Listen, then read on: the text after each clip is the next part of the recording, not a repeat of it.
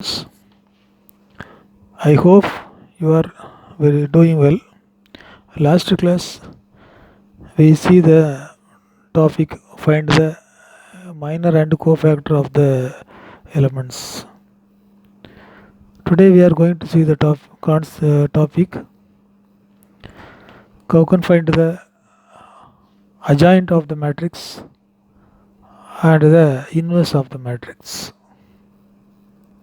First definitions. Adjoint of a matrix. The adjoint of a square matrix A, that matrix represent Aij equal cross m by n is n by n is defined as the transpose of the matrix Aij. Here Aij means the matrix cofactor matrix. This matrix contains all the cofactor of each elements, where Aij is the cofactor of the element Aij. So Aij is the cofactor matrix. Adjoint of the matrix A is denoted by A, D, J, A, adjoint A, adj A. Let A equal to the matrix A11, A12, A13, A21, A22, A23, A31, A32, A33. Then the adjoint A is Aij transpose, that is adjoint A equal to Aij transpose. Here Aij is the cofactor of the element A11 is capital letter A11. Similarly, A12, A13, A3 up to A33. Now adjoint A is the transpose of this matrix. Taking transpose A11, A12, this row becomes to first column, second row becomes to the second column, third row becomes to the third column. This is the adjoint of the matrix A. Now theorem number 1. Let A be any square matrix of order n, then A into adjoint A equal to adjoint A into A equal to determinant of A into I, where I is the additive matrix of order n.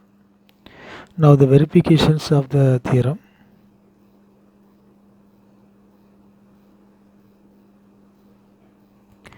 Let the matrix A equal to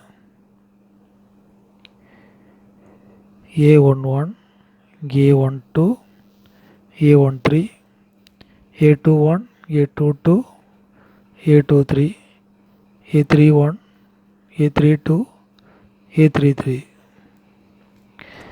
Then adjoint A. Adjoint A equal to Aij transpose. This is equal to Aij means A11, A12, that cofactor of the element A11, A13 and A21, A22, A23, A31, A32, A33. The transpose. This is equal to A11, A21, A31, A12, A22, A32, A13, A23, A33. Next, A into adjoint A. Here A into adjoint A. What is A? A11, A12, A13, A21, A22, A23, 31, 32, A33. Adjoint A, A11, A21, A31, A12, A22, A32, A13, A23, A33. Now multiply. multiply the matrices in row by column.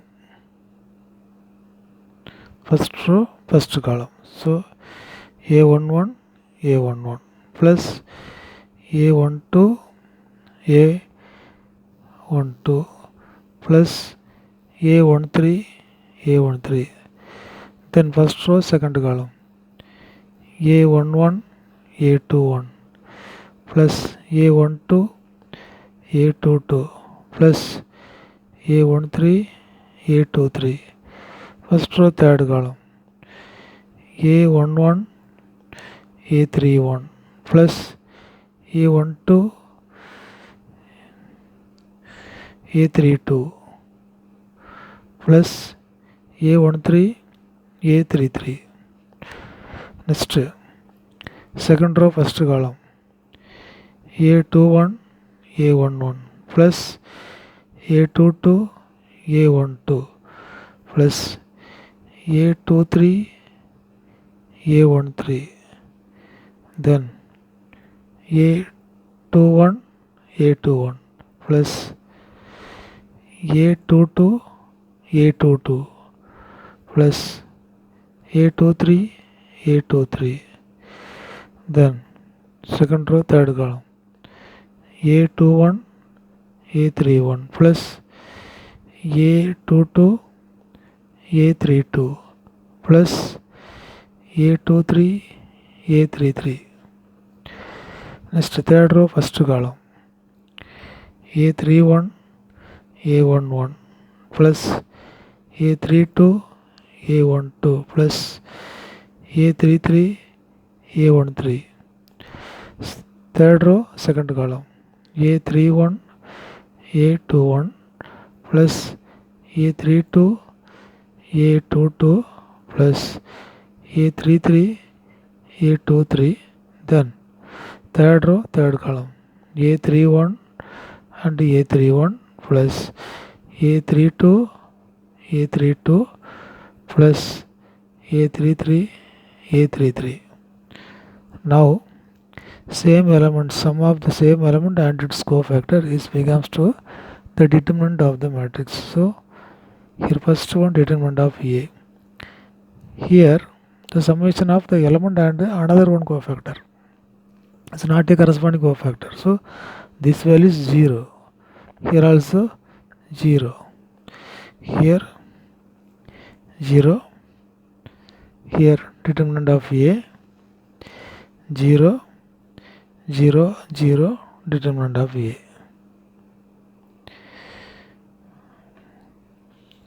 This is equal to determinant of A into 1, 0, 0, 0, 1, 0, 0, 0, 1. This is equal to determinant of A into I. Similarly, we can prove adjoint A into A equal to determinant of A into I. Therefore, A into adjoint A equal to adjoint A into A equal to determinant of A into I. This is a very important theorem. Next, now the singular matrix definitions. A square matrix A is said to be singular if determinant of the matrix is 0. Non-singular matrix. A square matrix A is said to be non-singular if determinant of the matrix is not equal to 0. Theorem 2, without proof, if A and B are non-singular matrices of the same order, then AB and BA are also non-singular matrices of the same order. So next theorem, this is also without proof. Theorem 3, the determinant of the product of matrices is equal to product of their respective determinants. That is, determinant of AB is equal to determinant of A into determinant of B, where A and B are matrices of the same order. This is very important. Same order is very important. Now a remark, we know that adjoint A into A is equal to determinant of A into I. Now I is determinant of A, I is equal to, take consider identity matrix of order 3. Here adjoint A is equal to, now multiply this is a scalar value, the scalar multiplied by the matrix, so each element of the matrix multiplied by the scalar. Next, taking determinant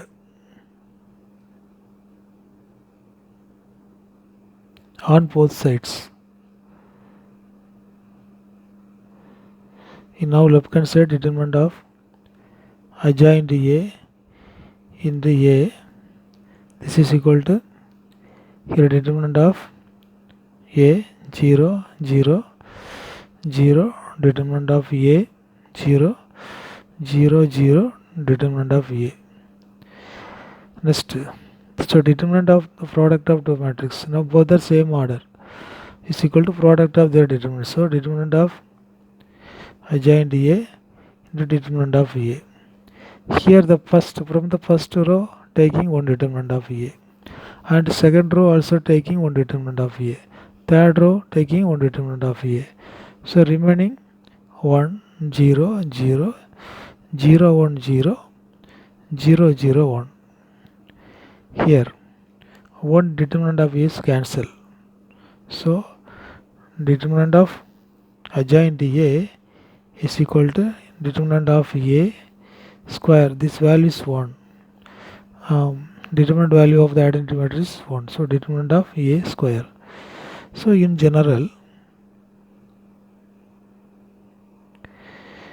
if A is a square matrix of order n, then determinant of adjoint A is equal to A determinant of A power n minus 1. Now here the A is the square matrix of order 3, so now determinant of adjoint of A is equal to determinant of A square. So the order is n, means determinant of A power n minus 1. Now the theorem 4. A square matrix A is inversible if and only if A is non-singular matrix. So first we assume that proof, let A be inversible matrix of order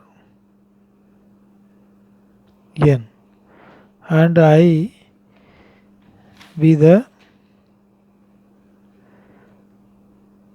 identity matrix of order n.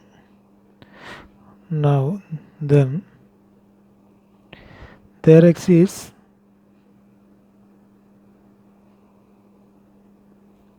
a square matrix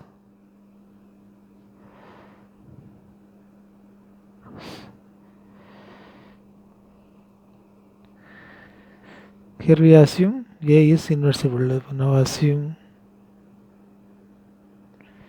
A is inversible.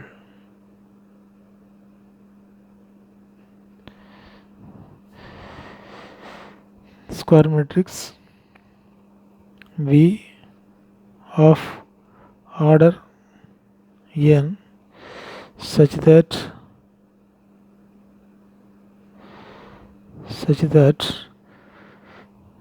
AB is equal to BA is equal to I. So this is satisfied for one of the matrices. Here A is inversible, now B is the inverse of A.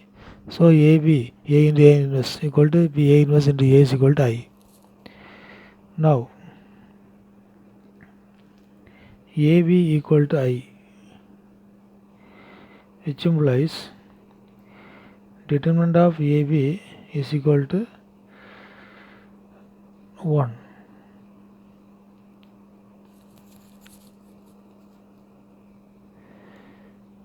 So determinant of A to determinant of B, this is equal to 1.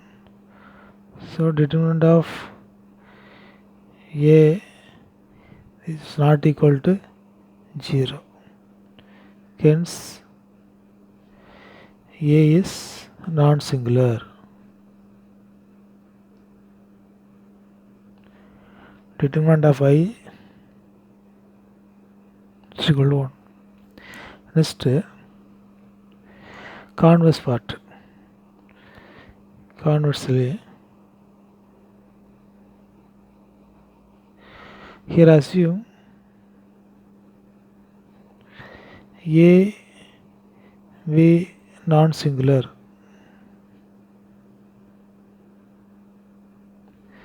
That is, determinant of A is not equal to 0. Now, A into adjoint A equal to adjoint A into A is equal to determinant of A into I. Here determinant of A is not equal to 0, so dividing determinant of A on all the terms.